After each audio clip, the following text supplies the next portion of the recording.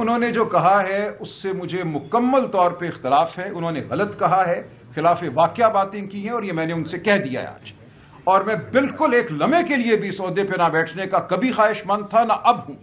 3 بار میں عمران خان صاحب کو کہہ چکا ہوں کہ میں نہیں یہ کام کرنا چاہتا. جب انہوں نے مجھے مقرر بھی کیا تھا, میرے منع کرنے کے باوجود کیا تھا, میں ایک لمحے کے لیے یہ کام نہیں کرنا چاہتا. لیکن ایک فرض ہے جو مجھ پہ ڈالا گیا ہے, اس فرض کو میں نبھاؤں گا. علیمہ خان صاحبہ کو اگر یہ شکایت ہے کہ 9 اپریل کا جلسہ کیوں منسوخ ہوا, تو میں بات بوانگے دوہل کہتا ہوں کہ ہم نے ٹھیک کیا وہ جلسہ منسوخ کر کے, بالکل ٹھیک کیا. اور سن لیجئے کیوں ہم نے وہ جلسہ منسوخ کیا, اور اس کی تائید عمران خان نے جیل سے کی ہماری منسوخی کے بعد. وہ اس لیے منسوخ کیا ہم نے جلسہ کہ اگلے دن 9 اپریل کو یہ اطلاع تھی, یہ اعلان تھا کہ سفارتکار اسلام آباد اس علاقے میں آ رہے ہیں. یہاں پہ شاید صدی کی سب سے بڑی کانفرنس جو تھی وہ ہونے جا رہی تھی. ہمارا یہ فرض بنتا تھا کہ ہم اس کو سپورٹ کریں, اس پروسیس کو, اس کا ساتھ دیں, نہ کہ یہ کہ اس علاقے میں, اس خطے میں کوئی گڑبڑ کا امکان ہو جس کی وجہ سے سفارتکار یہاں آنے سے انکار کرتے, اور ایک موقع جو امن کو مل رہا تھا وہ موقع ضائع ہو. ہم نے پولیٹیکل کمیٹی میں بیٹھ کے اس بات پہ غور کیا. ہمارے تعلقات ہیں, ہمارے روابط ہیں مختلف سفارتکاروں کے ساتھ, وہ ترکی کے ہوں, وہ سعودی عرب کے ہوں, وہ ایران کے ہوں, ہمارے سب سے روابط ہیں.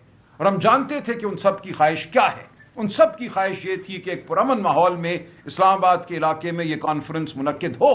لہٰذا ہم نے بالکل ٹھیک فیصلہ کیا, اور اس فیصلے کو کرتے وقت ہم نے بالکل حکومت سے یہ کہا کہ عمران خان کو علاج کی جو سہولت ہے, جو ان کو ملنی چاہیے, جو ان کا حق ہے شفا انٹرنیشنل ہسپتال میں, وہ ان کو دیا جائے. ان کے ذاتی معالجین کو ان سے ملنے دیا جائے, ان کے خاندان کو, ان کی بہنوں کو ان سے ملنے دیا جائے. لیکن ہم اس دن کوئی دھمکی نہیں دے سکتے تھے.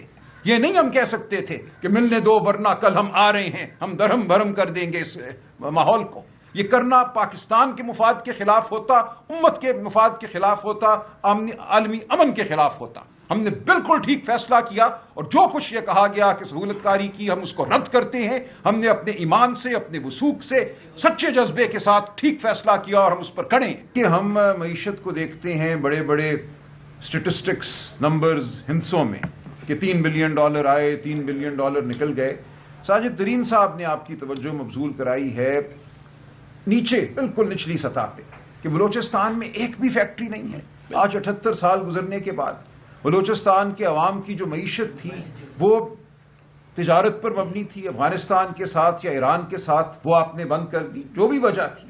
تو ہم نے یہ سوچنا ہے بطور پاکستانی کہ عام انسان جو پاکستان میں بستے ہیں ان کی معیشت کیا ہے. بالکل ممکن ہو سکتا ہے کہ اسٹیٹ بینک کے پاس $3 ارب یہاں سے آ جائیں, $4 ارب کہیں اور سے آ جائیں, لیکن اس کا کیا اثر پڑ رہا ہے اس شخص پہ جو تجارت کرتا تھا پشین میں یا تربت میں, یا جس کا آنا جانا تھا افغانستان, وہاں سے وہ میوہ لاتا تھا, چگوزہ لاتا تھا, بیچتا تھا. اس کی معیشت, اصل معیشت وہ ہے میرے لیے. وہ انسان اگر بھوکوں مر رہا ہے تو مجھے کوئی پرواہ نہیں کہ آپ کے فارن ایکسچینج ریزروز کہاں جا رہے ہیں. مجھے سب سے پہلے یہ پوچھنا ہے کہ کیا بلوچستان میں, فاٹا میں, پنجاب میں, سندھ میں, ہر جگہ, آزاد کشمیر, جی بی میں جو غریب ہے اس کا چولہا جل رہا ہے کہ نہیں جل رہا. یہ بالکل ممکن ہے کہ امیر تر ہو رہا ہو, آپ کے ریزروز بھی بڑھ رہے ہوں, لیکن غریب تر ہو رہا ہو. یہ دونوں چیزیں ہمارے ملک میں تواتر سے ہوتی رہی ہیں. اور عمران خان صاحب بار بار یہ کہتے ہیں کہ جس ملک میں قانون نہیں ہوگا, رول آف لا نہیں ہوگا, وہاں مساوات نہیں ہوگی, وہاں حقوق نہیں ہوں گے, وہاں آواز دبائی جائے گی. غریب کے لیے جو آواز اٹھتی ہے اس کو دبا دیا جاتا ہے. وہ ایوان مزاری کی آواز ہو, وہ مارنگ بلوچ کی آواز ہو, وہ علی وزیر کی آواز ہو, وہ آواز جب دبائی جاتی ہے تو اس غریب کی معیشت بھی دب جاتی ہے. آواز کا اور معیشت کا گہرا تعلق ہے. جب آپ آواز نہیں اٹھنے دیتے تو پھر آپ اس شخص کی معیشت کو بھی کچل دیتے ہیں, اس کا چولہا آپ کے لیے غیر اہم ہو جاتا ہے. تو جب باتیں آپ کو بتائیں جھگڑا صاحب نے اور زبیر صاحب نے, کس طرح پیٹرول اور ڈیزل کی قیمتوں کو بڑھایا گیا, پرانا جو ذخیرہ تھا اس کو بڑی ہوئی قیمت پر بیچنے کی اجازت دی گئی. ایک ہفتے میں مجھے بتایا جا رہا ہے کہ $19 ارب جو ہے وہ آئل مارکیٹنگ کمپنیوں کی جیب میں گیا صرف ایک ہفتے میں. اور اگر آپ اس پورے عرصے کو دیکھیں تو یہ سینکڑوں ارب روپے بن جاتا ہے. اور یہ پیسہ آپ کی میری جیبوں سے نکلا.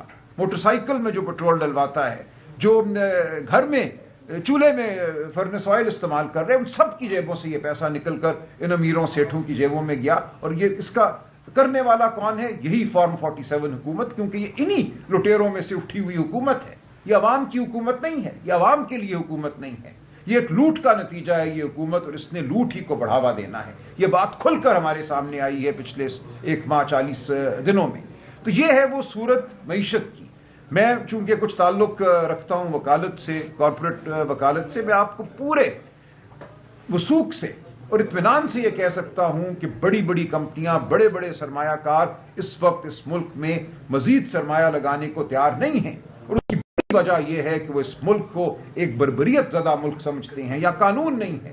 یہاں سے لوگ پیسہ باہر اس لیے لے کے جاتے ہیں کہ ان کو کوئی یقین نہیں ہوتا کہ کل ان کا جو پیسہ ہے اس پہ اگر کوئی ہاتھ ڈالے گا تو ان کو عدالت سے داد رسی ملے گی. ان یہاں کوئی قانون ہے، رول آف لا ہے جو ان کو تحفظ دے گا. تو کیوں میں اپنا پیسہ ایک ایسے نظام میں ڈالوں جہاں عدالتیں منہدم ہو چکی ہیں، جہاں مجھے انصاف کی توقع نہیں ہے. تو یہ تمام وہ باتیں ہیں جن کو لے کر ہم آپ کے سامنے پیش ہوتے آئے ہیں، ہوتے چلے جائیں گے.